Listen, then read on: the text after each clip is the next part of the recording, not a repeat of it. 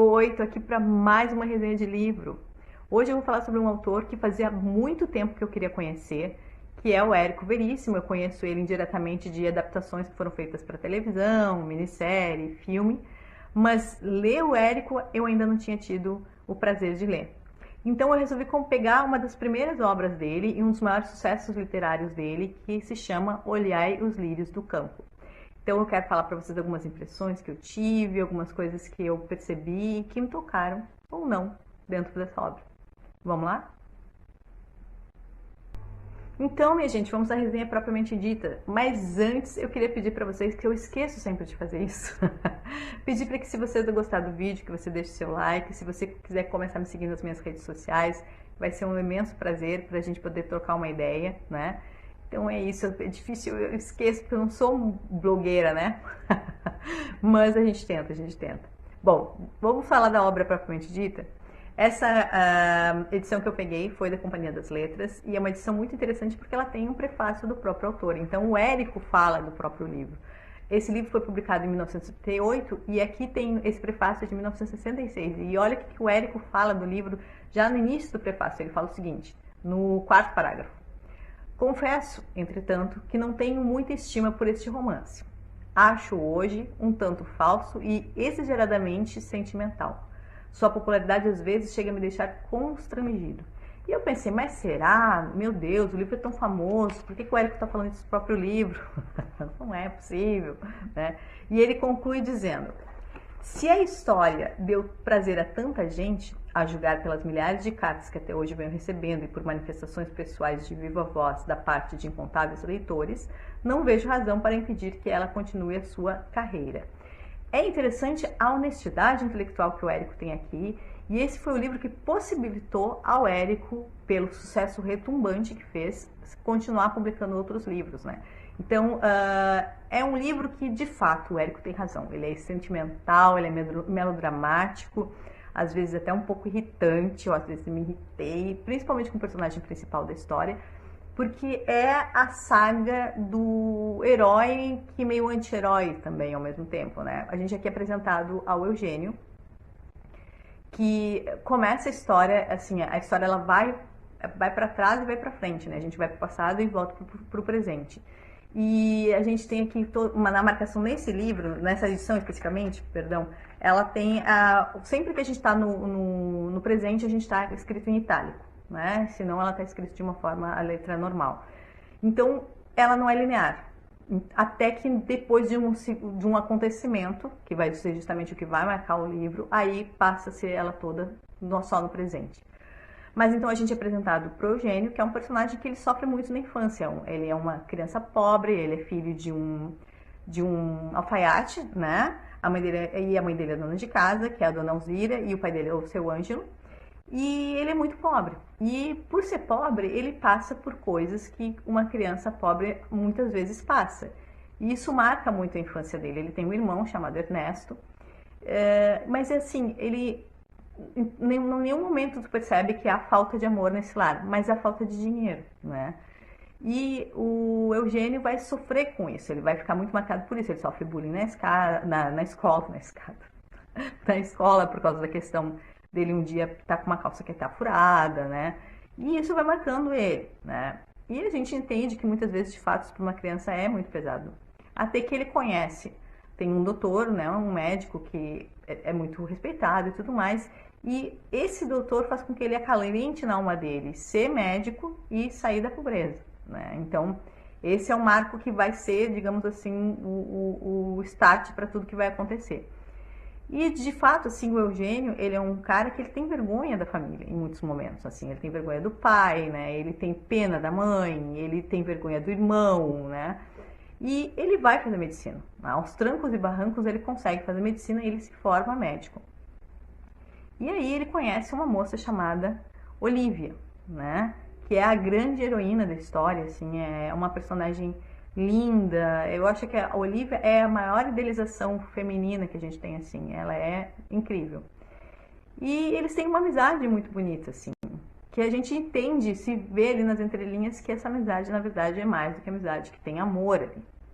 mas esse amor ele vai esbarrar justamente na questão da ambição do Eugênio e nessa necessidade que ele tem de sair, né, dessa história, desse passado que marcou ele tão fortemente em relação à questão da pobreza, né? Então esse amor não vai ser tão forte quanto a questão das ambições do Eugênio. Acho que não mencionei para vocês que tanto o Eugênio quanto a Olivia também é médica, né? Eles se formam ambos juntos. E tem uma cena assim bem bonita ali, que é uma parte em que eles, depois da formatura, eles começam a conversar e tal. E a Olivia é essa personagem que a gente está vivendo ali, pelas lembranças do Eugênio, porque ele está lembrando, porque eu acho que eu não falei para vocês, o livro ele começa justamente no momento muito crucial que o Eugênio está pegando um carro e está indo tentar encontrar a Olivia no hospital, porque ela está à beira da morte, assim. Então, é um livro que ele é marcado por essa corrida dele contra o tempo para chegar nesse hospital. Então, ele está em volta no passado das coisas que ele está lembrando a respeito dele, né, da infância dele e tudo mais, e da Olivia, até esse momento em que ele está no presente, que depois vai virar toda a história. Aí vai se centrar só no presente dele. Então eles têm essa amizade, eles têm essa relação amorosa em que a Olivia é uma personagem feminina muito bacana, assim, ela é inteligente, ela é otimista, ela é amorosa, ela é empática em relação à questão do Eugênio, ela é tão empática que ela não fala dos sentimentos dela porque ela quer que ele tome uma decisão, que ele fique livre para pensar o que ele quer para a vida dele, né? E ela entende que esse é um homem marcado pelo sofrimento da infância, pelos traumas que ele tem da infância, pelas inseguranças que ele tem, né? Só que no caso as inseguranças vão falar bem mais alto do que esse sentimento que ele acaba nutrindo por ela, porque o Eugênio acaba conhecendo uma moça rica chamada Eugênia Sintra, né, filha de um empresário Sintra, né, que é um cara muito rico. E para ela ele é um desafio porque ele é pobre, ele é orgulhoso. E para ele, ela é uma chance de ainda galgar mais lugares, né? Subir ainda mais na vida. E de fato é o que ele acaba fazendo. Ele acaba se envolvendo, casando com essa mulher. Vive um casamento depois muito às turras, né? Que no início era interessante, depois começa a ser uma coisa enfadonha. Ele tem uma amante que inclusive faz parte do círculo de amizades da própria esposa dele. E ele conhece o marido, então são situações assim, meio uma hipocrisia da burguesia que existe ali também, né, que é uma certa crítica que o Érico faz. E nisso a Olivia, o que ela faz? Ela sai de cena, elegantemente ela sai de cena, deixa vai ser feliz conforme ele quer e dar para ser médica no interior, né. Só que antes disso, ele e o Eugênio e a Olivia acabam tendo uma noite juntos, né. E a Olivia acaba, depois de um tempo, ela retorna, né, para a cidade deles lá. E, enfim, o que acontece? A Olivia está com um bebê, né, com uma menininha, que adivinha de quem ela é filha? Né, do nosso amigo Eugênio. Só que ainda assim, o Eugênio está sempre enrolado nessa vida lá. É com a amante, é com o sogro, é com a esposa, ele está sempre nesse lugar. E ainda assim, ele só pensa na Olivia quando ele pensa em alguém que entenda ele, que ele tem que falar, que ele quer respirar, que ele quer se acalmar, ele só pensa nela. Então esse homem tá com essa lembrança dessa mulher que foi tão importante para a vida dele, correndo contra o tempo porque ela está doente no hospital e revisitando vários lugares da vida dele em que ele viu que todos os traumas que ele tinha na infância, todas as feridas dele, não deixaram com que ele fosse viver uma vida maior do que aquela que ele estava vivendo, né? E o Eugênio é esse personagem que, por isso que ele me irritava, porque em muitos momentos eu dizia, vai, fala, faz alguma coisa, e ele não fazia, né? Até para quando ele pensa em ter de fato ficar com a Olivia e tal, ele se enrola para a questão do divórcio. Então ele é um personagem que, claro, ele é uma pessoa insegura, ele é um homem de pouca autoestima, assim, ele não tem firmeza para as coisas que ele faz. E a Olivia, em contrapartida, ela quer que ele cresça, mas ela quer que ele cresça sozinho, ela não quer, digamos, manipular ele para que ele faça o que ela quer, né? Nisso eu me identifico muito com ela, eu acho que a gente já tem que deixar as pessoas decidirem pela própria cabeça, então a gente não pode influenciar as pessoas, né? E às vezes a gente falando alguma coisa pode fazer com que essa pessoa tome uma atitude e depois ela diga, ah, mas foi tu que falou, enfim, etc e tal. Nisso ela é uma personagem, ela é muito íntegra. E é interessante que a gente conhece ela pela memória do Eugênio e ela é íntegra na memória dele. Ela é essa mulher inteira, né? Que em nenhum momento faz qualquer tipo de exigência ou perturba ele com qualquer coisa, porque ela quer justamente que ela percebe que ele precisa crescer por ele mesmo, ele precisa ver o que está acontecendo com a vida dele. Em alguns momentos ela deixa isso no ar, ela insinua isso para ele, né?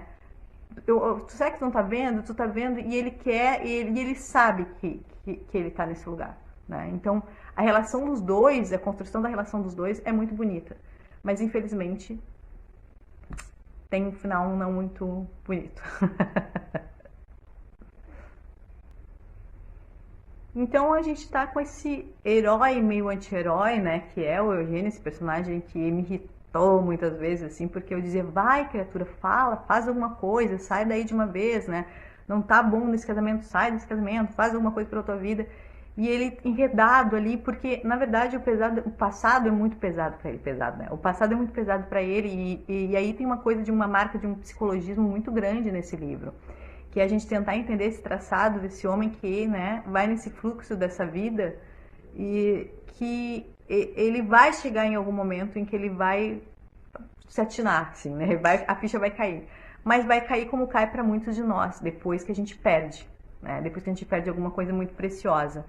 E aí, às vezes, tu pode reconstruir, tu vai reconstruir, mas vai ficar uma coisa que nunca vai ter sido colocada aqui naquele lugar, porque nunca mais vai ocupar aquele lugar, né? E o que vai ajudar ele em toda essa história depois, para a reconstrução da vida dele, para ele buscar uma dignidade, para ele buscar ser um homem inteiro, é a filha, né? A Ana Maria, que é realmente o resquício que ele tem ali da Olívia. E ele fala muito sobre isso, né? Ele vê na filha, ele vê a Olívia. E aí ele se torna, de fato, um outro homem, né? Essa parte dele de reconstrução dele enquanto indivíduo é bem bonita, assim, é bem bacana. Mas ele é um personagem que eu acho que o que me irrita é o que irrita na gente, no ser humano de modo geral. É que a gente, às vezes, por que deixar tanto tempo para fazer alguma coisa que a gente tá ali, tá no olho da gente, diante da gente, né? E a gente deixa para depois, e vai deixando, às vezes, como diria, era a Fátima e a Sueli, a Fátima, personagem do Entre Tapas e Beijos, da maravilhosa Fernanda Torres, que dizia, ó, a vida, o tempo tá passando. Então passa muito rápido, né? E a gente deixa, né? E depois não tem volta, né? E se tem uma coisa que não tem volta, é o tempo. E ok, a gente pode melhorar como pessoa, mas vai sempre ficar aquele lugar ali, que é o que fica para ele sempre, que é essa imagem da Olívia, essa mulher que foi incrível na vida dele. Ela meio que salva ele dele mesmo, né? Porque sem, obviamente, de uma forma direta, sem ela se meter na vida dele de uma forma direta, assim, sempre de uma forma doce, mostrando as coisas para ele, de uma forma muito sutil, assim. Ela é uma personagem maravilhosa, assim, ela é muito maravilhosa. E ele poderia ter vivido coisas mais maravilhosas ainda, mas a história da gente, a vida da gente é isso, né? São as escolhas que a gente faz. E mais um livro que eu leio sobre essa coisa de como é importante a gente se posicionar na vida diante das escolhas que a gente faz, que o outro foi A Morte do Ivan Illich, só que A Morte do Ivan Illich é pesadão, né? É aquele soco no estômago, né? Esse aqui é um livro que ele tem uma delicadeza, né? E como diz o próprio Érico, como é que ele fala do próprio livro, ele diz aqui que a gente tem uma filosofia salvacionista. E tudo bem, tem momentos em que a gente vai precisar de coisas, a gente vai precisar de uma certa doçura e de uma certa... usar uma lente cor-de-rosa para ver a vida, porque senão a gente pira, né? Porque tudo é tão pesado o tempo todo, que se a gente não tiver um momento assim de respiro, fica difícil. E eu acho que o livro do Érico é esse momento de respiro. Apesar de que ele mostra sofrimento e dor e tal, ele tem um final que é um final pra gente, assim, de otimismo, né? E é um livro bonito, assim. Eu vou dizer assim, achei um super livro. Não achei. Né? Mas eu achei um bom livro. E achei interessante, assim, para eu começar a conhecer ele. Eu quero conhecer mais do Érico, quero conhecer O Tempo e o Vento, né? Quero conhecer outras coisas dele. Mas eu entendo por que é um livro de tanto sucesso. Não querendo falar de uma forma pejorativa, mas ele tem um quê, assim, de livro de autoajuda pra gente, assim, que é aquele livro que a gente vê aquela história que a gente, de ponto de virada, da gente poder entender que a gente tem que fazer as coisas e tal. E o Érico, ele faz uma dedicatória no livro, né, que eu acho que só pode ser, obviamente, a dedicatória original, que é muito bonita, né, deixa eu pegar aqui para falar para vocês, que ele diz o seguinte sobre o livro, ele fala: a Mafalda, Maurício, quero que teu nome fique inscrito também no pórtico deste livro, que viste amadurecer e que enriqueceste com mais de uma sugestão preciosa.